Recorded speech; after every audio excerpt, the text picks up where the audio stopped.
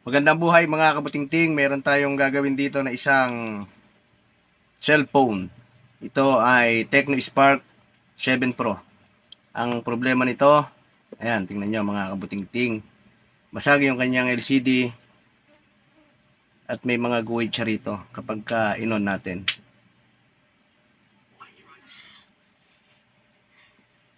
Ayan, malabo siya. Kaya ang gagawin natin, magre-replace tayo ng LCD. Ayan o. Ang may-ari po nito ay si Kuyang Norms Motovlog. Ayan, shoutout sa iyo Kuyang. Ayan. Kaya simulan natin mga kabutingting.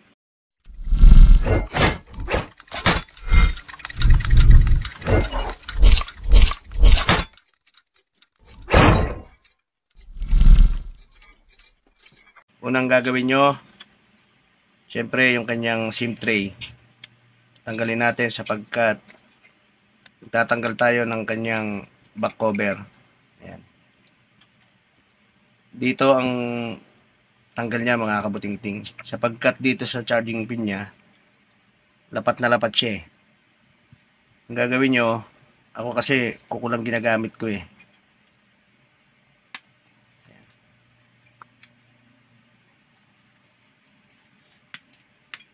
Ayan. Dito, ingat kayo mga kabutingting. Ito yung kanyang fingerprint. Pag-aangat sa likod, pag ganyan, itutulak nyo to. Ayan. Para hindi siya sumama.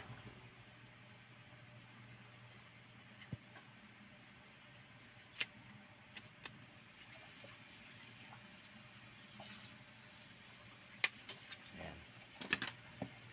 Gagawin natin mga kabutingting, tatanggalin natin itong battery, itong cover ng board, saka itong cover ng kanyang charging port. Kaya simulan natin mga kabutingting.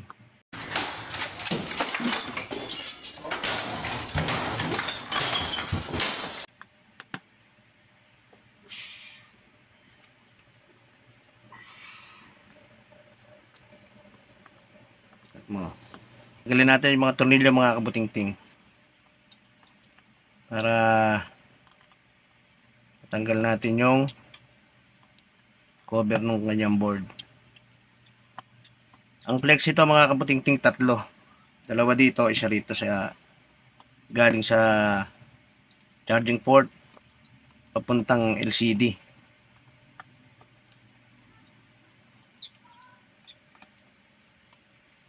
Cut mo. Kapag natanggal nyo yung tornilyo, iangat nyo to. Ayan.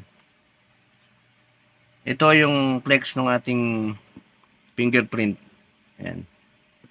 Tanggalin natin. Tapos iangat natin tong kanyang board.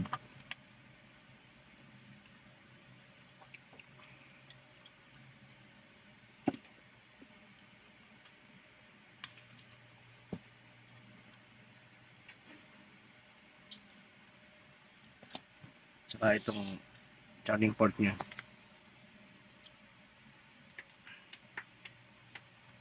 Okay. Yan. Ito yung sinasabi ko mga kabutingting. Ito. Una natin gagawin, iangat natin yung battery. Yan. Saka itong sa kanya LCD. Yan.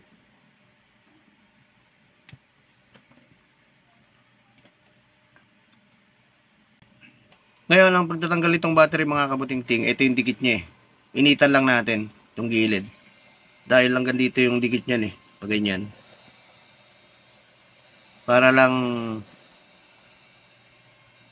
madali nating mahugot yung battery. Yung ibang cellphone dito sa gilid, paangat na ganun. Ito naman, baligtad. Sa ilalim siya.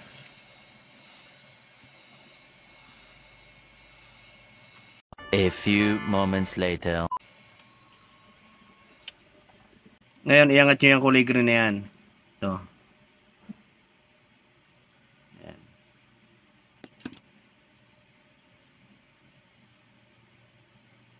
Hihilahin nyo yan.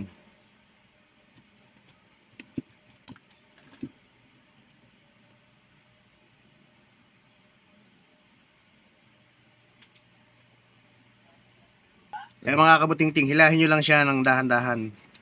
Huwag nyong bibiglain kasi pag naputol, wala na, tulad yan. Ayan o. Ayan, iangat nyo siya. Ayan. Okay. Ayan yung dikit niya. Papalitan na lang natin yan. Tanggalin na natin. Kaya binalik natin.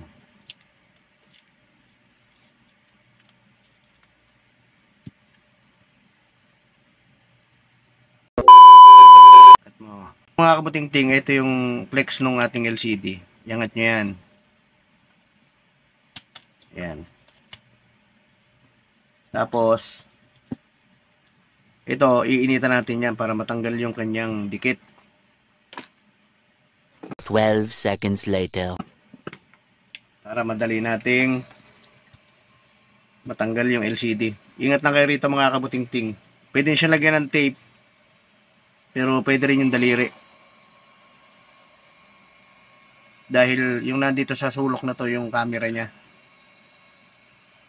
Kaya wag nyong iinitan kasi maaring lumabo siya.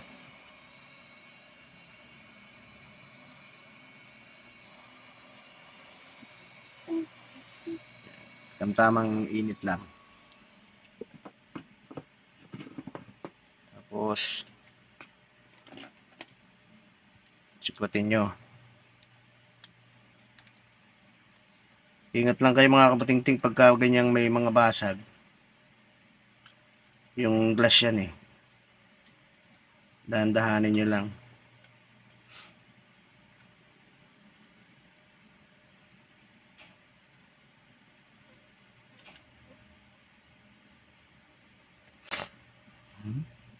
Kapag ka naikutan nyo na yung mga kabutingting, pwede nyo na siyang iangat. Magpapalit naman na tayo ng LCD. Ayan o. Ito yung sa camera niya. Ayan. Ngayon, ito yung bago. Ito yung ipapalit natin. Ayan.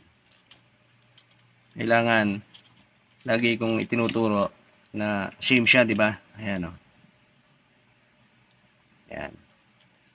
Bago natin idikit, testingin muna natin. Lipin nyo ng konti yan para pumasok. Tingting o isuot yung ganyan.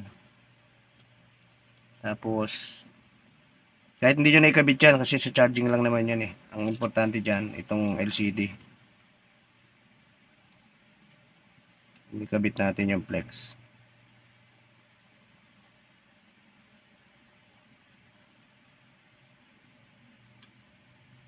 Tapos yung kanyang battery.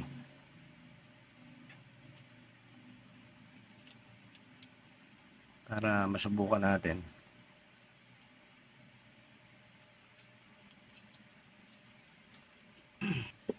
Yan, i-on natin mga kabutingting.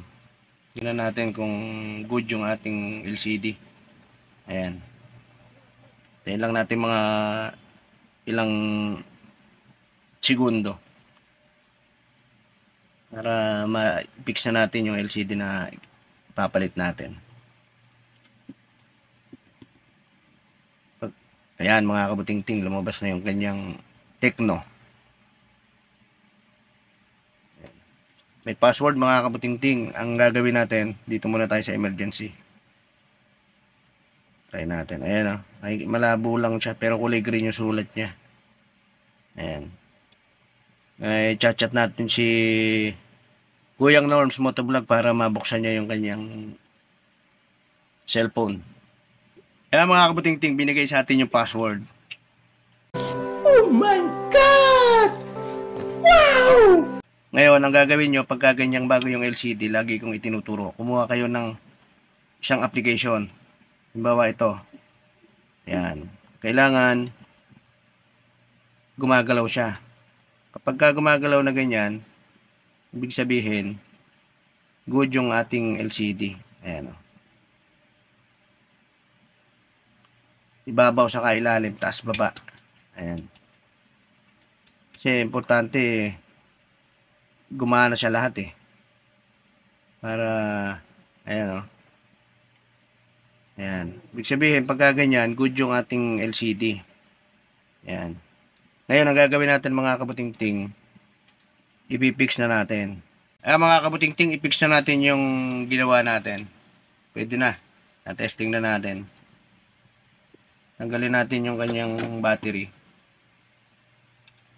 Tapos, yung kanyang LCD. Ipipix na natin siya mga kabutingting.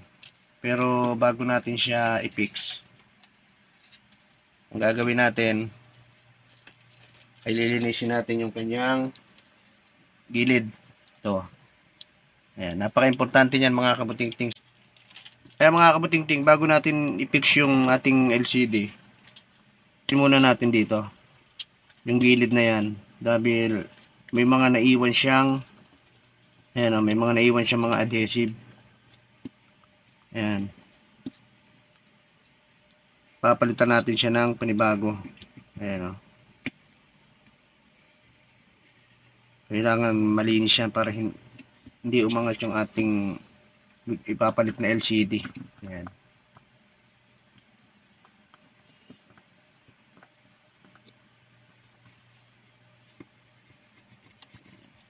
Linisin nyo lang yung paikot. May pinaka-kanal siya eh.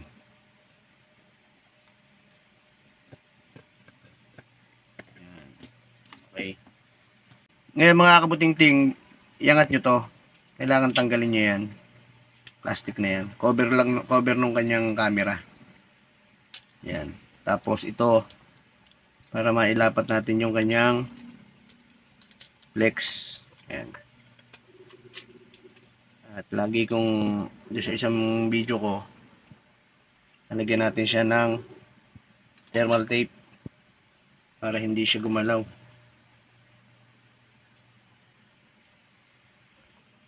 Okay na. Kaya mga kabutingting, ilapat natin. Papalit lang ako ng gamit. Kaya mga kabutingting, dikitan na natin. Simulan nyo rito. Yan. Dire-diretso yan. Paikot yan mga kabutingting. Di baling sumobra siya. Wag lang kulangin. Kasi pagka kinulang siya, hindi siya sumobra. Yan, konti na lang mga kabutingting. Mga kabutingting, naikutan na natin ng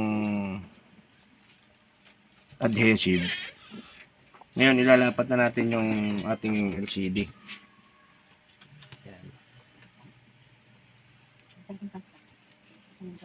Susot niya siya dyan. Tsaka ito. Yan.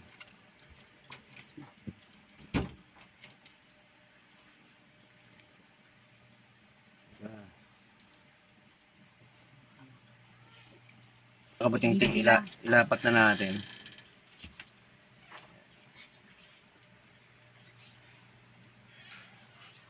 Tulak niyo siya ng pataas para lumapat. A few moments later. Pipix na natin siya mga kabutingting.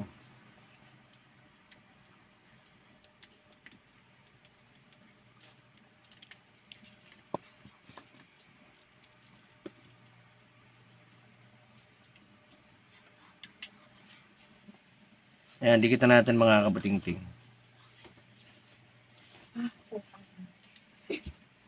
Para hindi matanggal yung ating battery.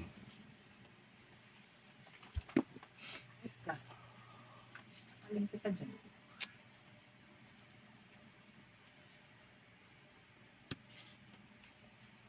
Okay, fix natin.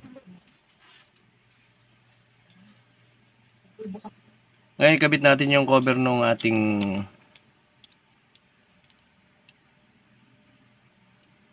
board. Tsaka yung cover ng charging port natin.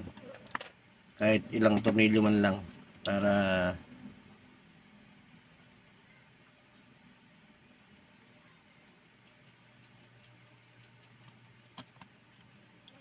Kakalab natin mga kabutingting.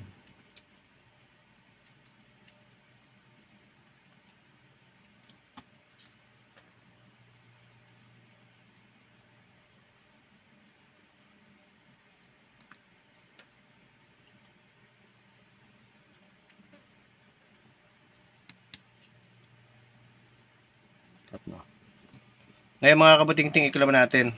Kalahating oras para matuyo yung ating adhesive. Maghintay tayo ng kalahating oras.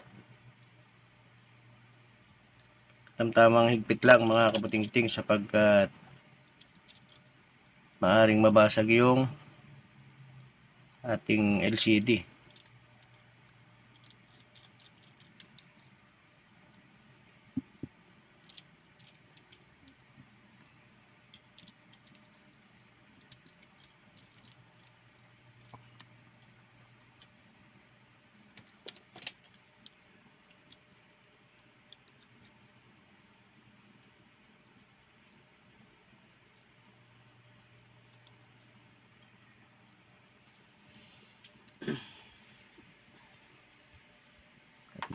Minutes na lumipas mga kabutingting, kalahating oras yun.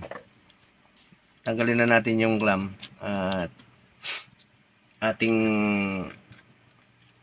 bubuuin na yung ating ginawang cellphone ni Kuyang Norms Motovlog. Ayan, shoutout sa'yo, mabuhay ka hanggat gusto mo, Kuyang. Ayan.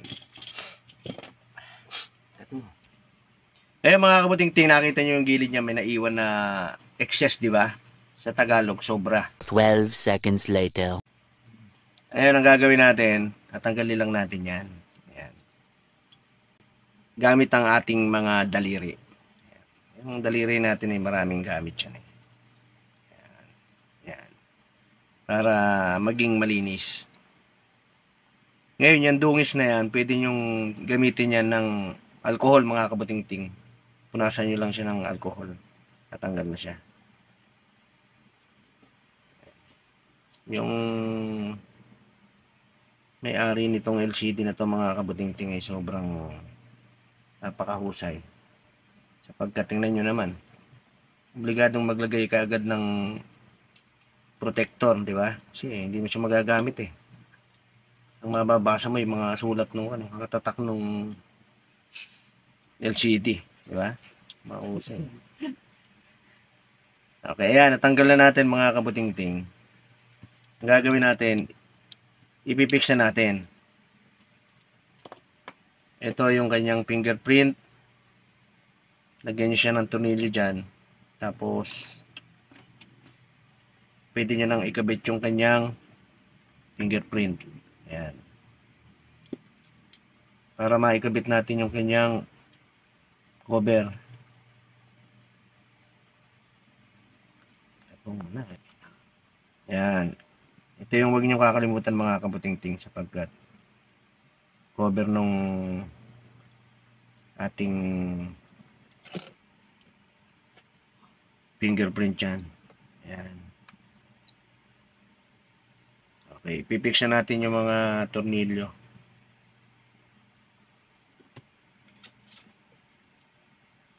Yung tornilyo na puti na ito mga kabutingting sa gilid yan. Gilid-gilid. Yung mga itim, kahit sa inyo ilagay yan.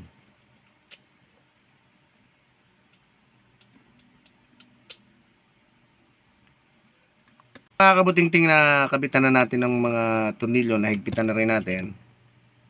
Ikakabit na natin yung kanyang back cover. Ayan. Simulan nyo sa ilalim na ganyan. Ayan. Yun. Kapag narinig nyong tumunog siya, sabihin lumapat na siya. Ayan. Tapos babalik na natin yung kanyang SIM tray. Ayan. Okay. Ngayon i-on natin para makita natin na pogi na yung cellphone ni Kuyang Norms. Mali pala. Ayan. Okay na. Tayo lang natin ng konti.